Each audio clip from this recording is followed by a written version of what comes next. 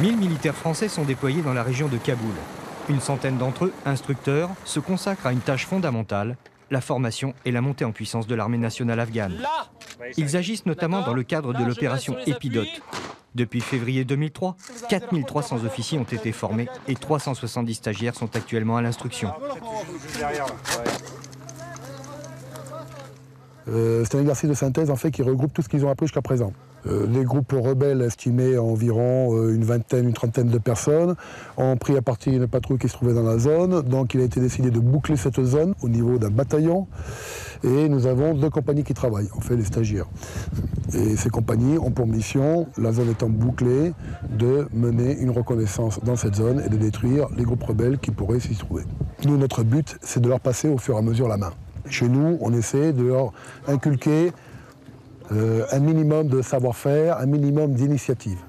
La plus grosse partie concerne la tactique, tout ce qui est topographie, tout ce qui est génie, cas de commandement. Ensuite, on intervient plus ou moins dans les autres cours, par contrôle simplement, mais on leur laisse la main. Une fois la formation acquise, les Afghans peuvent s'appuyer sur les conseils des militaires des OMLT pour remplir leur mission sur le terrain.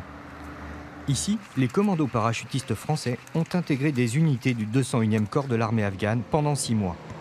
Ils les accompagnent dans toutes leurs actions. Plusieurs pays contribuent à ces équipes. L'Italie, l'Allemagne, la Suède, soit environ une douzaine de nations. Cette mission au niveau des EMLT, elle vient dans le prolongement de la mission Épidote. On est là de façon à leur permettre d'acquérir une certaine autonomie et des comportements d'une armée professionnelle. Et le but étant à terme, petit à petit, de les laisser peu à peu reprendre complètement la main, sachant qu'ils ont toujours la main. Nous ne sommes pas là pour commander, nous sommes là véritablement pour les conseiller, les soutenir et les accompagner dans le cadre de leur mission opérationnelle. Et les différentes équipes vont être déployées directement avec les compagnies de l'armée nationale. Ils vont être sur des postes isolés et sur ces différents postes, ils vont mener des missions de contrôle de zone. C'est-à-dire qu'on va effectuer des patrouilles régulières, on va effectuer des opérations avec les forces de la coalition et puis en même temps défendre la vie quotidienne de défense du poste.